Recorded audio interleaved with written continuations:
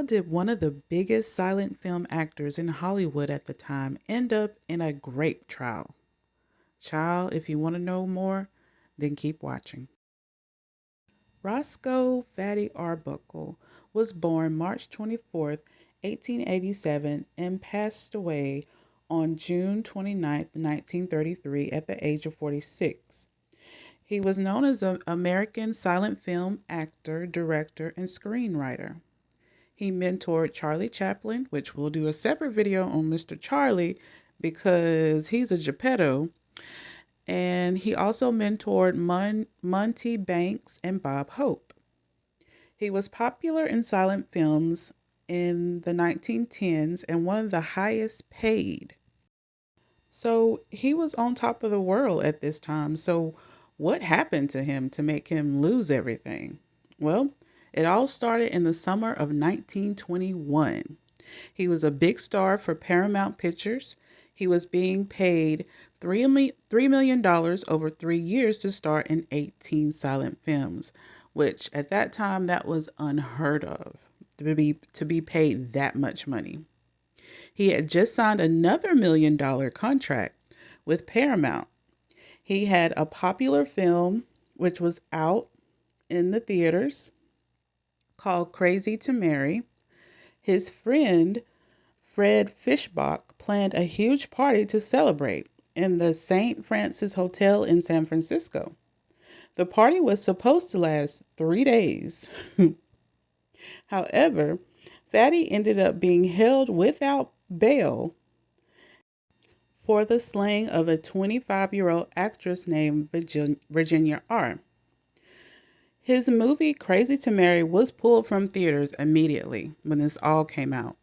Maud Delmont was a witness for the prosecution. However, the prosecutors did not want her to testify because they knew it would not hold up in court. Maud had info that could ruin Fatty's career. Now, going back to the party, Mr. Fred, which is Fatty's friend slash party planner, he supplied the rooms in the hotel suites with alcohol. Well, on September 5th, 1921, which was Labor Day, he woke up to find many uninvited guests. Maud and Virginia were present at the party, which caused concern for Fatty, since Maud was known as a madam and a blackmailer. Virginia was known as a model, actress, clothing designer, and a party girl. Now, let's go to Maud's side of the story.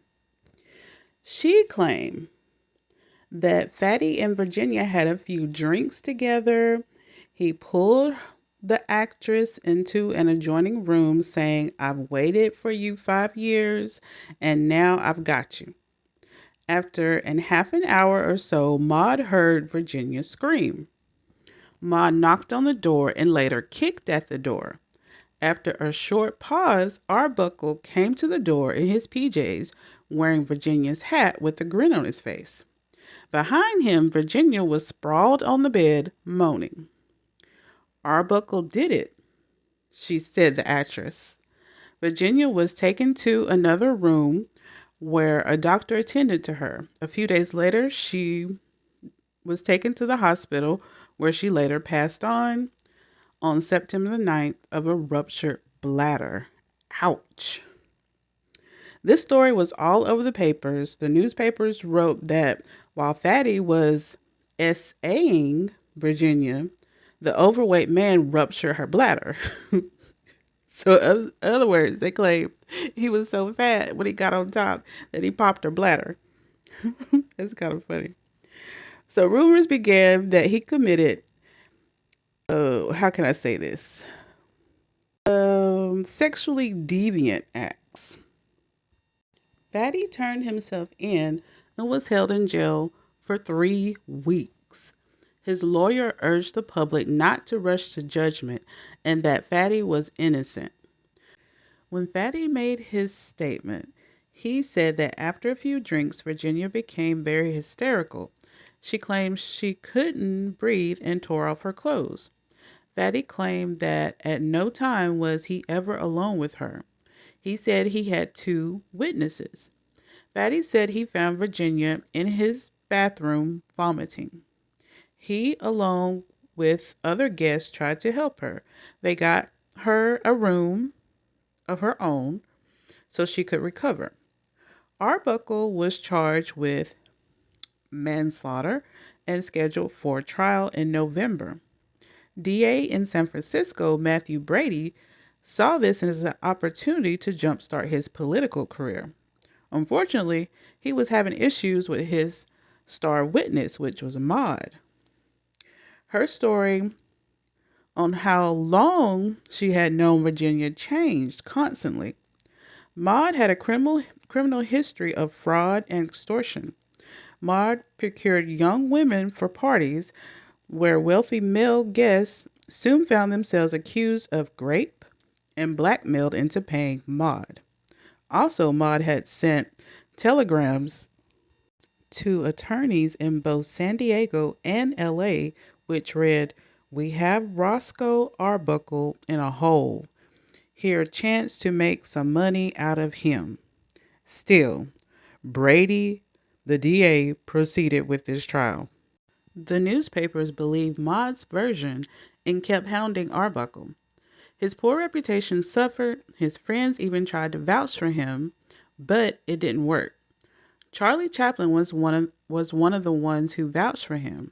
Now keep in mind, Chaplin was a Geppetto, but that hasn't come out yet. We'll get to that in another video. Arbuckle's lawyers presented evidence that Virginia had a chronic bladder condition. Her autopsy proved there were no marks of violence on her body at all. The doctor who treated Virginia even said that Virginia told him Arbuckle did not SA her. This point was dismissed as hearsay. His lawyers were going to attack Virginia's past as a party girl, but Arbuckle told them not to out of respect for her since she did pass away, which was very nice of him, I would say. But after an acquittal and a deadlocked jury, he told his lawyers to go ahead.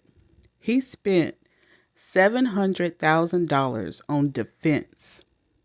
The lawyers attacked Virginia's morals, said she was promiscuous, drank heavily, and often disrobed at parties.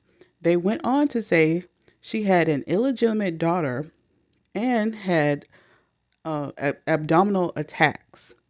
They also attacked Maud. He was acquitted on April 12, 1922, and jury only deliberated for 5 minutes. Y'all, Hollywood was wild back then. You hear me? Just scammers and everything. But I do kind of feel sorry for old Arbuckle because I don't really think he did anything to that girl. But that Maud, she took her chance. So what do you guys think of the Arbuckle trials? Do you think he was completely innocent? Do you think he did something to her? Comment below your thoughts. I love to hear them, and I will catch you in the next video. Bye.